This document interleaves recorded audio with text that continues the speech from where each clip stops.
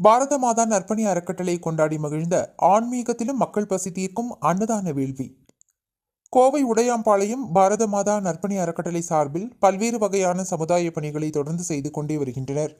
அதன் ஒரு பிரிவாக மக்கள் பசி தீர்க்கும் அன்னதான வேள்வி என கொரோனா காலம் தொட்டு சாலையோர முதியவர்கள், மாற்றுத்திறனாளிகள், மனநிலை பாதிக்கப்பட்டவர்கள், துப்புரவு கட்டிட செக்யூரிட்டி தொழிலாளிகள், பொதுமக்கள் மற்றும் ஆதரவற்ற இல்லங்களில் உள்ள குழந்தைகள், முதியவர்கள், மாற்றுத்திறனாளிகள் என பலதரப்பட்ட மக்களுக்கும் பசி தீர்க்கும் அன்னதானத்தை ஒவ்வொரு நாளும் வழங்கி வருகின்றனர். அதன் ஒரு தொடர்ச்சியாக ஆன்மீகத்திலும் மக்கள் பசி தீர்க்கும் அன்னதான வேள்வி எனும் லட்சிய நோக்கத்தோடு கோவில் விழாக்களிலும் அன்னதானங்களை மக்களுக்கு வழங்கி வருகின்றனர்.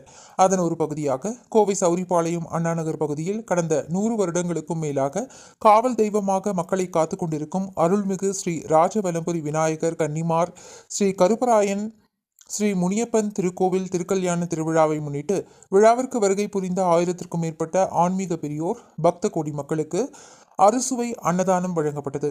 பாரத மாதா நற்பணி அறக்கட்டளையின் நிர்வாக அறங்காவலர் எம். கௌரிசங்கர் தலைமையில் நடைபெற்ற இந்த அன்னதான விழாவில் கோவை ஸ்ரீராம் டைகஸ்டிங் நிறுவனர் முனியப்பன் மற்றும் கோவில் நிர்வாகிகள் ரங்கராஜ், தேவராஜ், முருகேஷ், அசோக், மாசாணி கன்னியப்பன், ஸ்ரீனிவாசன், முருகன், பூசாரி மந்திரி, பழனிசாமி, கே. முருகன் உள்ளிட்டோர் கலந்து கொண்டு அன்னதானத்தை வழங்கினார்கள். அன்னதான விழா ஏற்பாடுகளை அண்ணாநகர் AN பாய்ஸ் நிர்வாகிகள் கௌதம் குமார், முரளி, மதன், ராம், ரகுபதி, சூர்யா, கந்தசாமி, சஞ்சய் உள்ளிட்டோர் சிறப்பாக செய்திருந்தனர். அன்னதான உணவை கோவை ஐயப்பா கேட்டரிங் நிறுவனர் முரளி அறுசுவையுடன் செய்து தந்தார்.